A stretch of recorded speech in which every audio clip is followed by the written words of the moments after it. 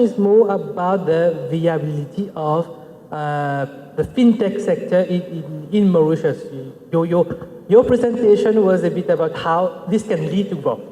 Okay, but when you're talking about fintech, okay, we have what comes to our mind is the thing that I think that everybody have heard about it. It's called Bitcoin.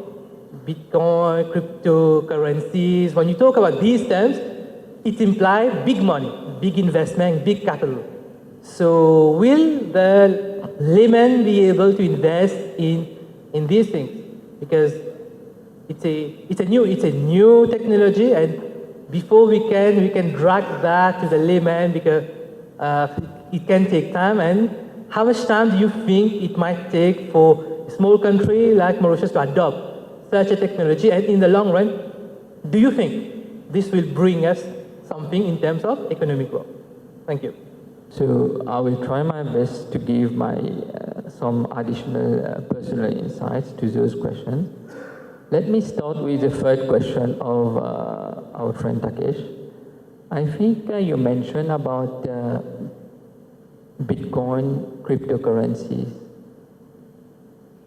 There has been recently some, not I would say controversial statements, but I think in terms of the alignment of understanding by our own policymakers, it is my view that we need to be consistent, to have a common grounds, common understanding of those technologies. So in a way, before deciding whether Bitcoin can have some kind of feasibility, even not as of now, but in the near future, I would say, to be optimistic.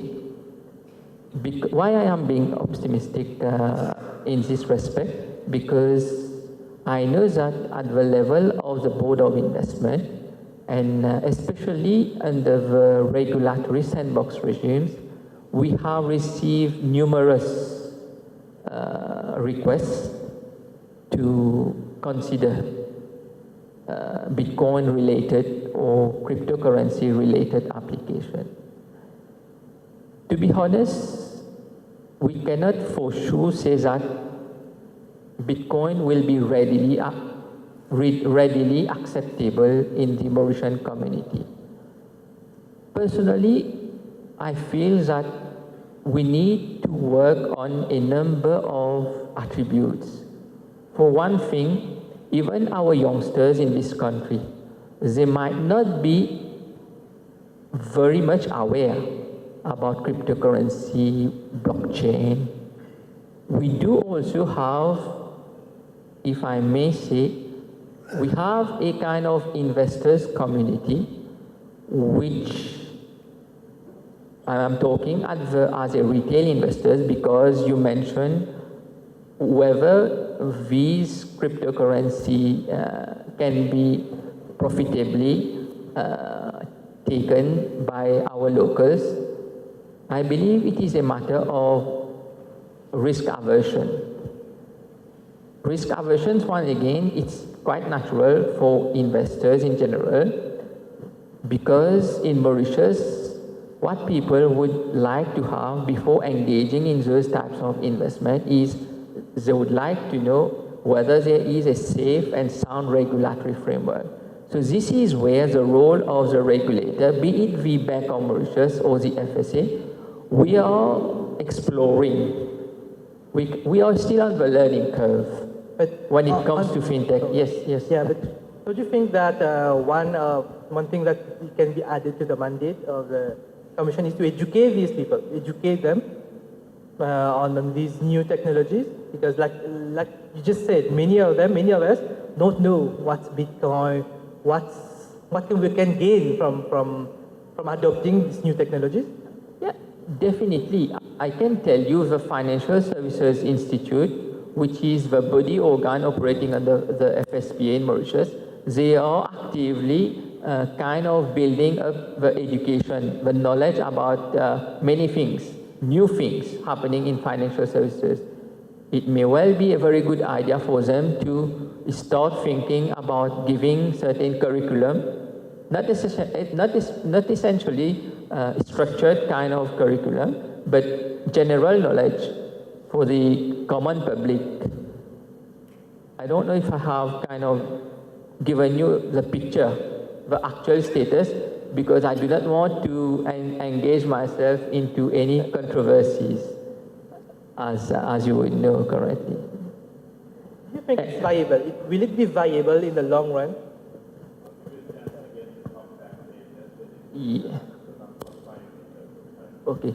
If I may take the first question of Professor, if I get you right, you've spoken about the dominance. I would put it in parentheses. Dominance from the developed world for whatever developments is or happening in financial services, and be it in any other sectors. Especially you're talking from the African perspective. I would believe that, unfortunately, when it comes to Bitcoin, not Bitcoin, financial technologies, we know that even there is one of the largest potential demand, because as you would recall in my presentation, I mentioned financial inclusion. And you would surely know better than I do that Kenya and a few other countries have immensely capitalized on mobile banking and all those new financial technologies which can really kind of spearhead or bring a paradigm change in how financial services will henceforth be called upon to evolve for the future. So, but I mean, you also mentioned about consultants.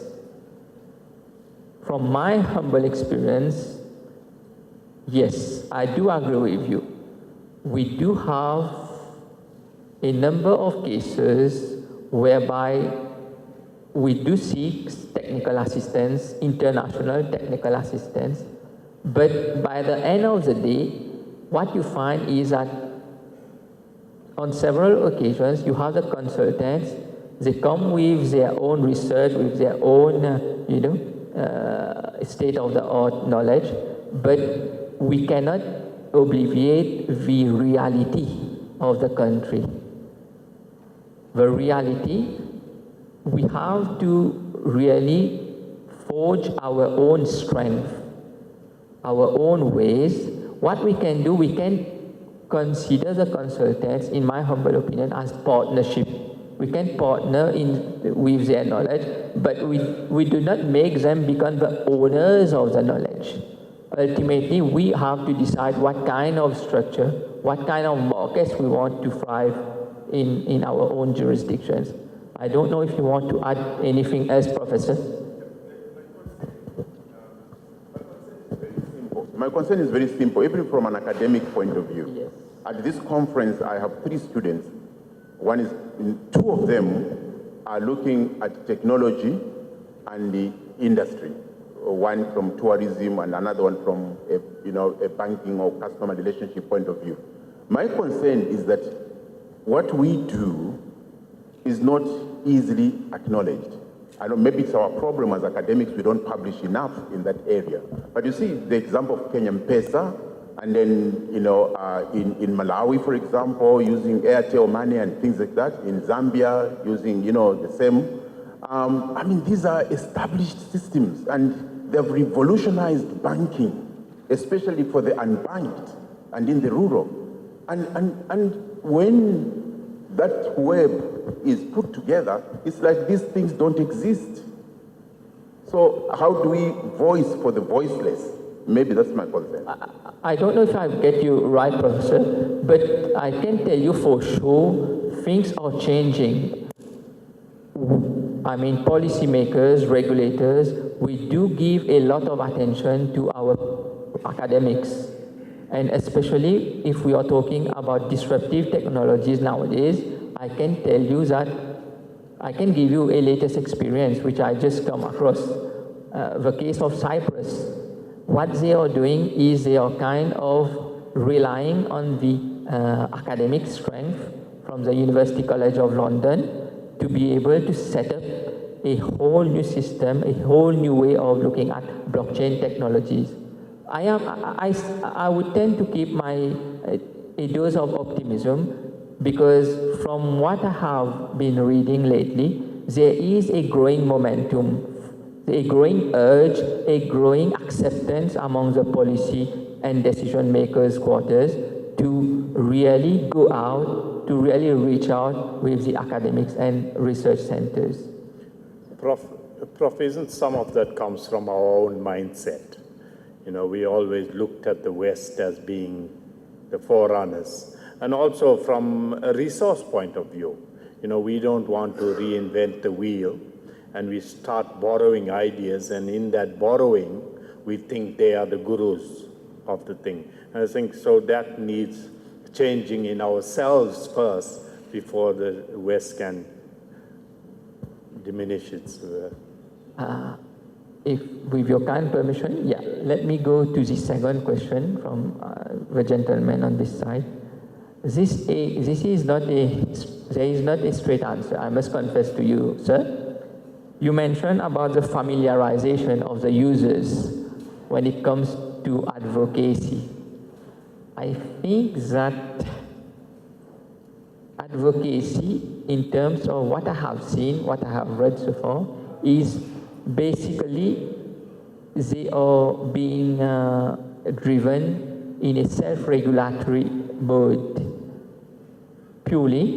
Why is that? Because I believe that the changes which are taking place in financial technology world, they are evolving, they are moving so fast that it would be best, but I am using my own usual caveat, it would be best for the industry to stand at the forefront to really kind of drive advocacy when it comes to fintech. What regulators, what government can do, we can in a way assist, because as you would know, regulators, we do have a chunk of financial literacy.